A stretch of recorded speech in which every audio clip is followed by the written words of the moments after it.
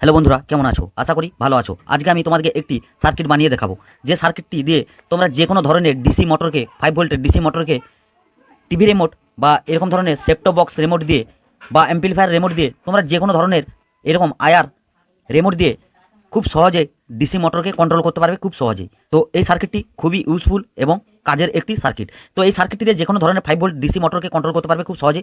তো এই সার্কিটটিতে তোমরা যে কোনো বাচ্চা ছেলের টয় কার বা যে কোনো ইলেকট্রনিক প্রজেক্ট বানাতে পারো খুব সহজে। তো চলো প্রথমেই দেখে নিই এটি বানানোর জন্য কী কী আমাদের প্রয়োজন পড়েছে। প্রথমে আমাদের প্রয়োজন পড়েছে একটি বিডি 140 ট্রানজিস্টর। তো এটি পিএনপি ট্রানজিস্টর। তো যে কোনো ইলেকট্রনিক শপে বা দোকানে খুব সহজে পেয়ে যেতে পারো, বা পুরোনো সার্কিট বোর্ড থেকে পেয়ে যেতে পারো।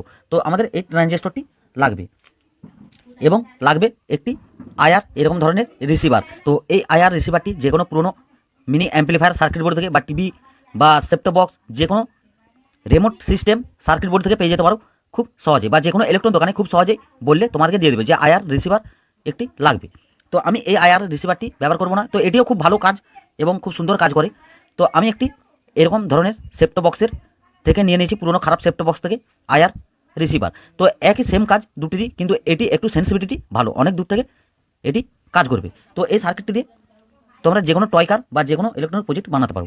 আর প্রয়োজন পড়েছে আমাদের একটি 220 ইয়প 25 ভোল্টের ক্যাপাসিটার। তোমরা 470 ইয়প বা 1000 ইয়প ব্যবহার করতে পারো খুব সহজে। তো আমাদের এই তিনটি সার্কিট দিয়ে, এই তিনটি জিনিস দিয়ে আজকের এই সার্কিটটি তৈরি হয়ে যাবে খুব সহজে। তো চলো দেরি না করে কীভাবে দেখে নিই। তো আমি তোমাদেরকে পিসিবির মধ্যে বানিয়ে দেখাবো। তো আমি এদিকেই বানিয়ে দেখাবো, কম্পোনেন্টগুলি লাগাবো এবং এদিকে কানেকশন করে দেখাবো। এদিকে সোল্ডারিং করবো না, এদিকে দেখালে তোমাদের বুঝতে অসুবিধা হবে এবং আমার বোঝাতে অসুবিধা হবে। তো এদিকে তোমাদের বুঝতে খুব সুবিধা হবে এবং আমার বোঝাতে সুবিধা হবে। তো চলো দেরি না করে কীভাবে দেখে নিই। তো পিসিবিটিকে এভাবে সোল্ডারিং হোল্ডারের মধ্যে আটকে নিয়েছি। তো আটকে নেওয়ার পর আমরা ট্রানজিস্টরের যে লেগগুলি বা পিনগুলি ঠিক এভাবে বেঁকিয়ে নিয়েছি। তো আমরা ঠিক এদিকে করে ট্রানজিস্টরটি, তো ভিডিওটি কিপ করবে না, আমি তোমাদেরকে স্টেপ বাই স্টেপ কানেকশান খুব সুন্দরভাবে দেখিয়ে দেবো এবং বুঝিয়ে দেবো। তো কানেকশান ভিডিও কিপ করে দেখলে কী হবে, কোনো জায়গায় কানেকশানে গন্ডগোল হয়ে গেলে এই সার্কিটটি ঠিকঠাক কাজ করবে না এবং ট্রানজিস্টর খারাপ হয়ে যাওয়ার সম্ভাবনা থাকবে।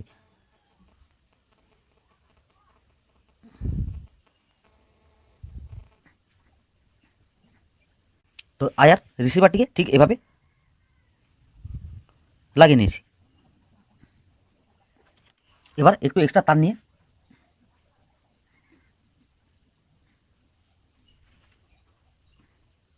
ঠিক এভাবে সোল্ডারিং করে দেবো। তো আমি যেভাবে কানেকশান করছি তোমরা ঠিক সেভাবে কানেকশান করবে, এটি 100% কাজ করবে এবং খুব সুন্দর কাজ করবে। এবার আরেকটি এক্সট্রা তার নিয়ে সোল্ডারিং করে দেওয়ার পর আমরা আয়ার রিসিভারের 3 নম্বর পিনের সঙ্গে এভাবে সোল্ডারিং করে দেবো। এবার আমরা যে 220 ইয়প ক্যাপাসিটারটি নিয়েছিলাম, তো এদিকটি হলো নেগেটিভ ক্যাপাসিটারের এবং এদিকটি হলো পজিটিভ। তো আমরা ক্যাপাসিটার পজিটিভটি আমরা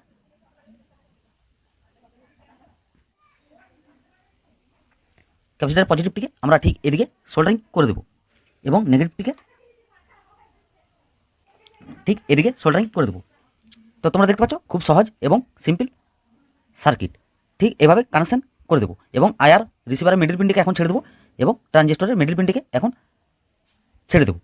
তো আমাদের সার্কিট সম্পূর্ণ রেডি বা কমপ্লিট। তো চলো এবার এটিতে ইনপুট এবং আউটপুট কানেকশানটি দেখে তোমাদেরকে চেক করে দেখিয়ে দেবো, মোটরের কানেকশানটি এবং ব্যাটারির কানেকশানটি। তো আমাদের ব্যাটারি কানেকশানটি প্রথম দেখে নেব।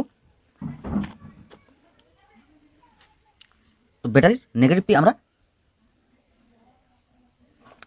আয়ার রিসিভারের মিডল পিনে এভাবে দিয়ে সোল্ডারিং করে দেবো এবং পজিটিভটি আমরা ক্যাপাসিটারের পজিটিভে এভাবে সোল্ডারিং করে দেবো। এবার আমরা মোটরের কানেকশানটি দেখে নেব। তো মোটরের পজিটিভটি আমাদের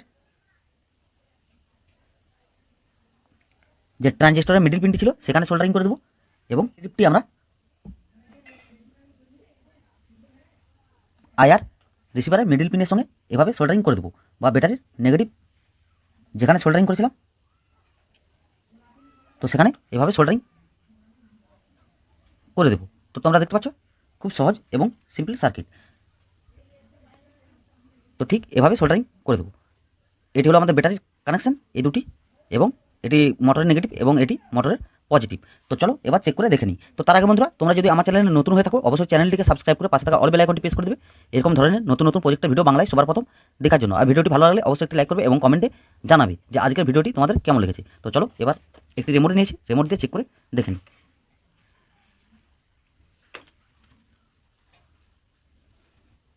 আয়ার রিসিভার দিকে টিপবো, তোমরা দেখতে পাচ্ছ মোটরটি আমাদের ঘুরছে। তো তোমরা রিমোটের যে কোনো সুইচ টিপতে পারো।